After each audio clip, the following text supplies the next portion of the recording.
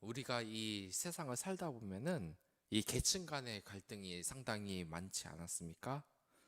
일반적으로 제가 일반적으로 이 병과를 해서 이렇게 나왔는데 이 하사관과 장교 출신이 상당히 갈등을 일으켜서 부딪히는 경우도 많았습니다. 일반적으로 이러한 하사관은 직접 부하와 함께 실전에 투입되는 경우가 많습니다.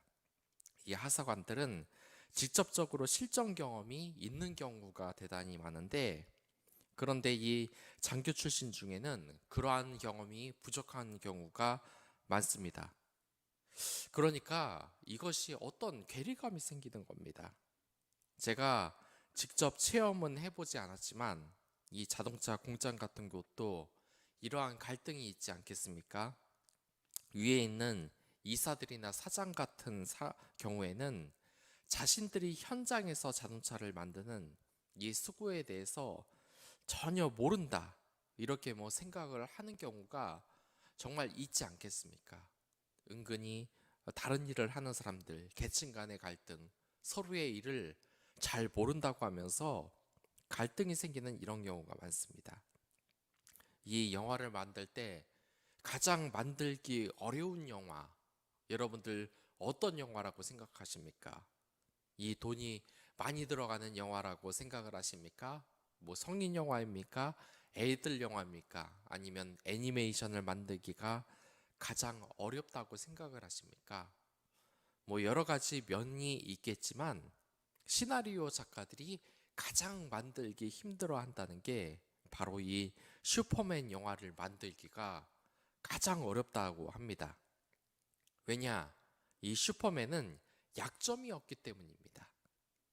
보통 다른 영화를 보면 이 주인공이 약점을 한두 가지는 가지고 있습니다. 그리고 그것이 관객에게 통하게 됩니다. 왜냐하면 이 관객들은 이 주인공을 자기하고 동일시를 하는데, 이 주인공이 마냥 강하기만 하고 마냥 성공하기만 하고 이러면 공감을 하지를 못한다는 겁니다. 그래서 이 영화 주인공을 보면 나약한 청년들도 있고, 또한 아픔을 간직하고 있고 어떤 트라우마를 가지고 있고, 이런 경우가 대부분 많습니다. 여러분들이 좋아하는 영화의 주인공들을 한번 잘 생각해 보십시오. 중간중간에 보면 어떤 아픔을 가지고 있고 약점을 가지고 있고 그런 면이 꼭 있을 겁니다. 그런데 이 슈퍼맨은 너무나 강합니다. 사람 같지가 않습니다. 그러니까 이 사람들이 쉽게 감정을 이입하기가 힘든 겁니다. 이 영화의 주인공이 나와 좀 비슷한 삶을 살고 비슷한 면이 있어야지 좀 공감이 되는데, 이건 아예 적수가 없을 정도로 너무 강하기 때문에 이 영화 시나리오를 쓰는 이 시나리오 작가나 이 감독이 정말 이 슈퍼맨을 그리기가 어렵다고 합니다. 왜 그렇겠습니까? 이 너무나 강한 사람들과 약한 사람들 사이에는 괴리감이 발생을 합니다. 그리고 생각을 해보면 우리와 하나님과의 이 괴리감도 이런 것들 때문입니다.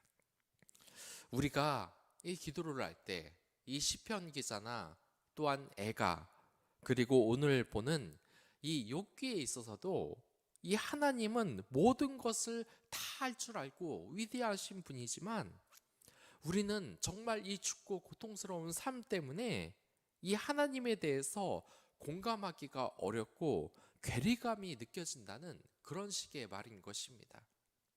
이 괴리감이 어떻습니까? 하나님은 형체가 없으시다, 우리 인간한테 말이 되는 이야기입니까? 우선 우리는 보이는 것이어야만 이 공감을 하는데 하나님은 형체조차 없습니다.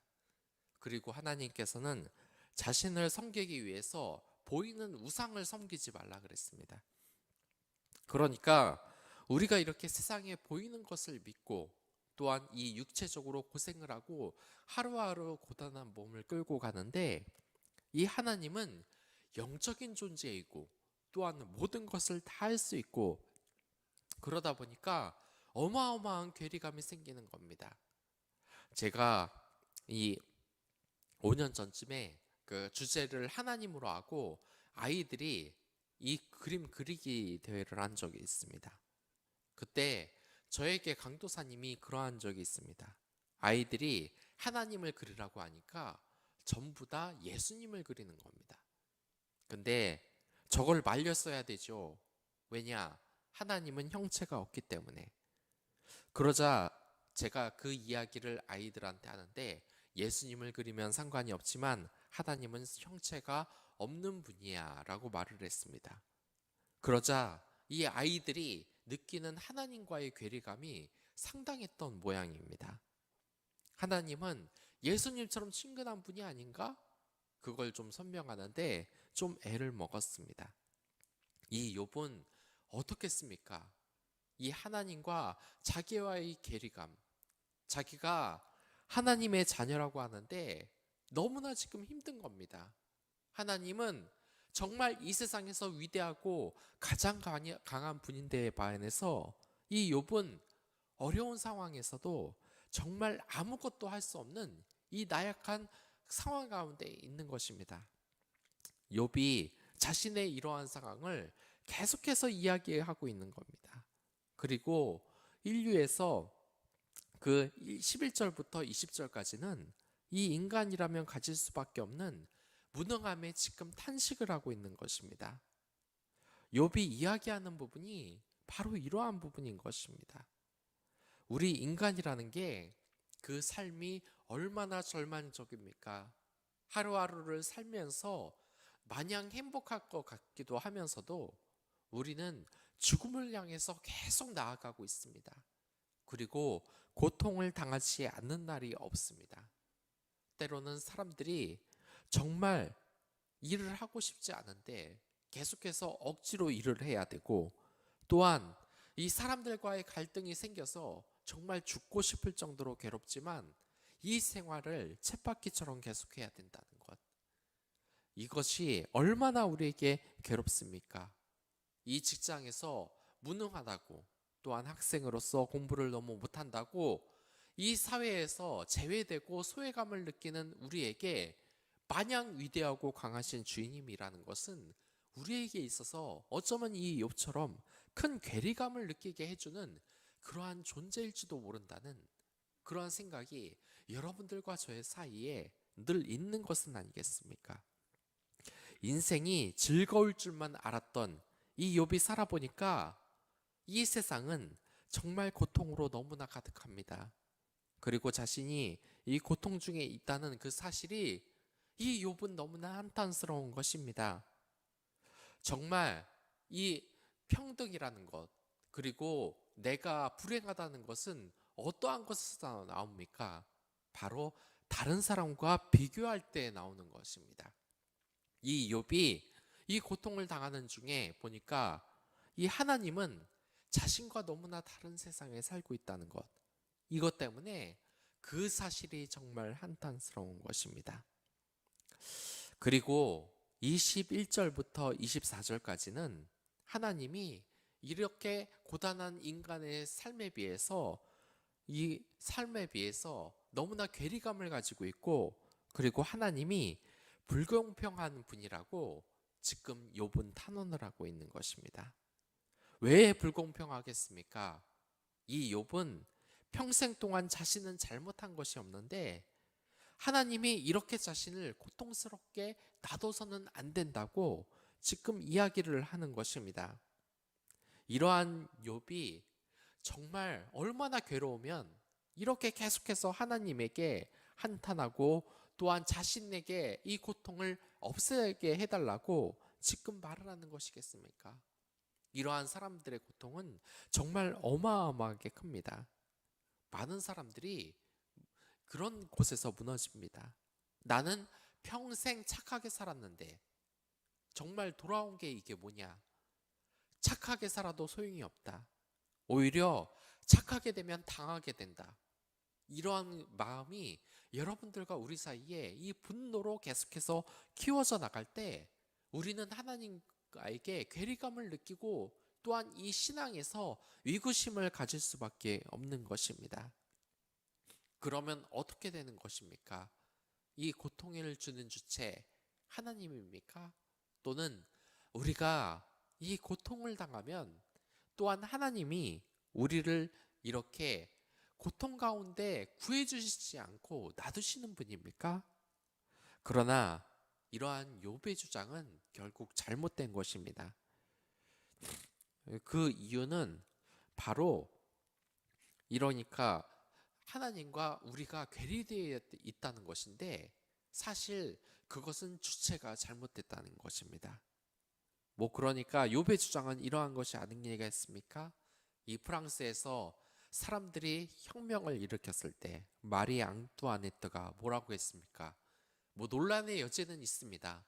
이러한 말을 실제로 했다는 사람들도 있고 안 했다는 사람들도 있지만 그 공주가 농민들이 먹을 빵이 없다고? 그러면 빵이 없으면 고기를 먹으면 될 텐데 이렇게 말을 하지 않았습니까? 이러한 괴리감 때문에 이 욥은 화가 나고 그랬지만 하나님은 그렇지 않았다는 겁니다.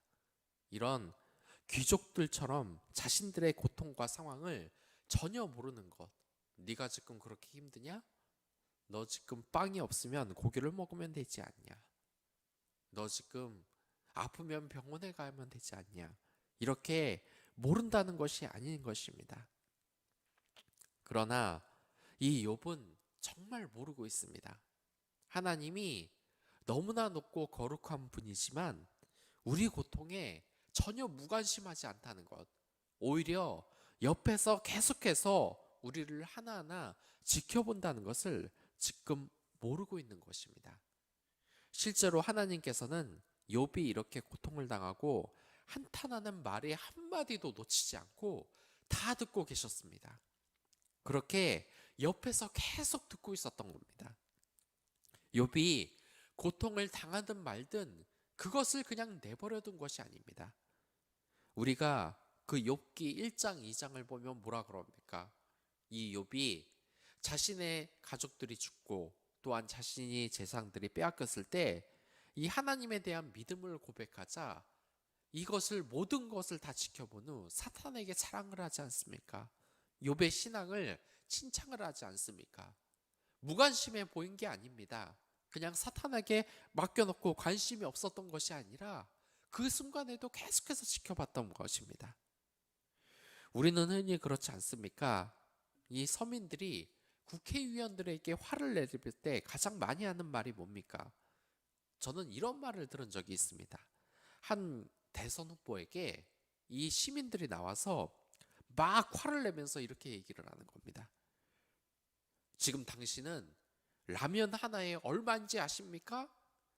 그러자 이 국회의원이 라면 값을 모르는 겁니다. 그러니까 라면 값도 모르고 서민의 삶을 어떻게 이해하겠다고 막 이렇게 화를 내는 겁니다. 그러나 이게 맞는 주장처럼 들려도 그렇지 않다는 겁니다.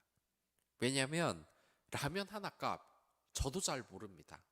라면을 그렇게 많이 먹지만 세트로 사고 이러다 보니까 하나에 얼마인지 잘 모르겠습니다. 근데 이 라면 값을 모른다고 서민들의 삶에 관심이 없다. 지나친 확대 해석입니다. 물론 비양심적인 정치인들도 있습니다. 하지만 라면 값을 모른다고 서민 삶을 다 모르는 것은 아닙니다. 저도 서민이지만 라면 하나의 값은 잘 모르지만 그렇다고 제가 제 삶에 관심이 없겠습니까? 실제로 성인들 중에 라면 한 개 값을 정확히 아는 어른들이 몇이나 있겠습니까? 여러분들, 이 내가 당장 고통을 당한다고 하나님이 나에게 관심이 없다는 것은 지나친 확대 해석입니다. 하나님이 정말 여러분들의 어려움에 관심이 없겠습니까? 그렇다면 우리가 생각해야 될 부분이 하나 있습니다. 여러분들, 이 하나님 나라 천국, 이 둘은 분명히 다르지만 그냥 편의를 위해서 천국이라고만 하겠습니다. 이 천국과 또한 이 세상이 다른 점이 무엇이겠습니까? 한번 상상을 해보십시오. 이 세상과 천국이 다른 점 보면은 여러 가지 점이 있습니다. 보면은 이 천국에는 고통이 없습니다. 또한 늙음이 없습니다. 또한 죽음이 없습니다. 근데 우리가 사는 세상에는 어려움들이 가득합니다. 또한 비난이 가득하고 죽음이 있습니다. 고통이 있습니다. 그렇다면 이 천국과 이 세상의 결정적인 차이점이 무엇입니까? 그것은 바로 죄가 있는 곳은 이 세상이고 천국에는 죄가 없다는 겁니다. 그러면 이 죄가 어디서부터 나옵니까? 이 죄는 하나님으로부터 나옵니까? 우리에게부터 나옵니까? 100% 우리에게서 나오는 것입니다. 그리고 여러분들 그 뉴스를 봤을 때 어떤 것이 가장 많이 나옵니까? 이 피난민들이 가장 많이 나오지 않습니까? 이게 피난민을 제가 모욕하려는 것은 아니니까 오해하지 말고 들어주시기 바랍니다. 이 피난민을 나라에서 받자고 했을 때 많은 국민들이 다 반대를 했습니다. 왜냐? 이 피난민들을 함부로 받으면 물론 거기에서 무고한 사람들도 있겠지만 아닌 사람들도 있다는 겁니다. 보면은 과격한 무슬림도 흘러들어올 수 있고 저런 사람들은 나중에 사회에서 큰 피해를 줄 수 있다고를 말을 합니다. 그러니까 이러한 것입니다. 물론 피난민들이 불쌍하긴 하지만 그것을 함부로 받아주면 안 되는 겁니다. 나중에는 그 피난민들 때문에 국가 전체가 어려움에 빠지고 또한 무슬림 세력들을 필터 없이 다 받아들여서 나중에 국가적으로 큰 문제가 될 수 있다는 겁니다. 그러니까 이 걸러주지 않은 피난민들, 물론 평범한 사람들은 괜찮습니다. 그런 사람들까지 다 받아들이면 나중에 그게 범죄의 온상이 된다는 겁니다. 여러분들, 이 천국의 비유에서 어떻습니까? 이 천국 에덴 동산에서 하나님이 인간을 왜 쫓아냈습니까? 인간을 놔두면 이 에덴 동산이 하나님의 천국이 오염이 되기 때문입니다. 그들이 악을 태동했다는 것을 하나님은 아셨던 겁니다.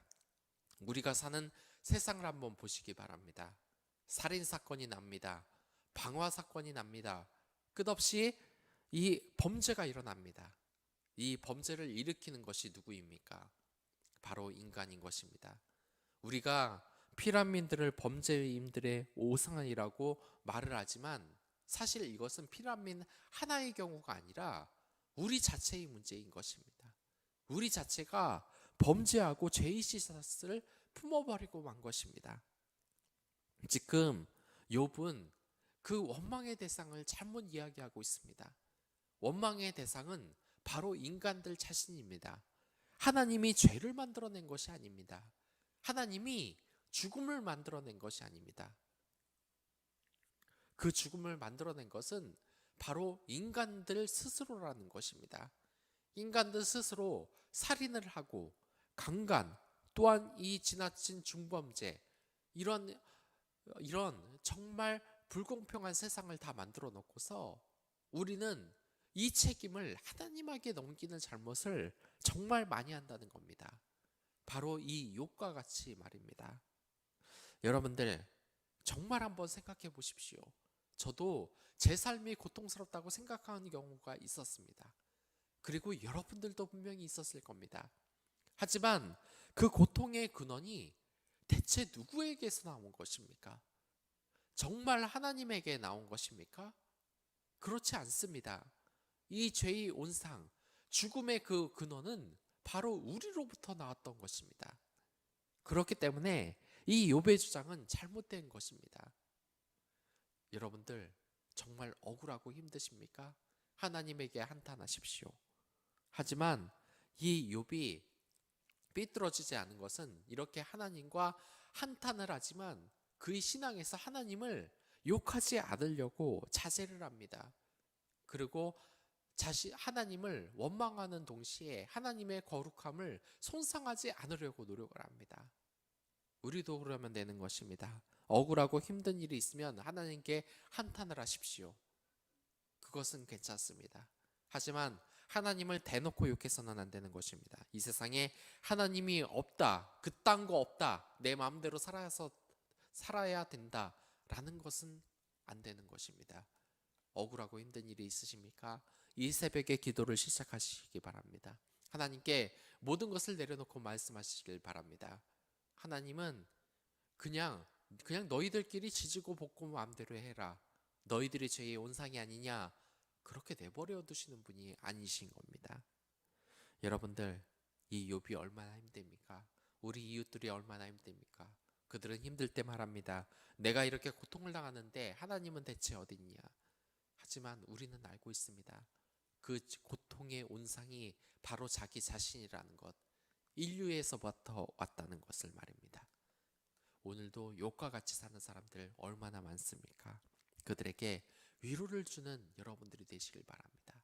또한 이 삶의 고통이 하나님에게 온 것이 아니라 우리 자신에게 온 것임을 회개하며 하나님께 모든 것을 내려놓고 고백하고 여러분들의 모든 고민을 털어놓고 해결해 주실 수 있도록 기도해 주시기 바랍니다.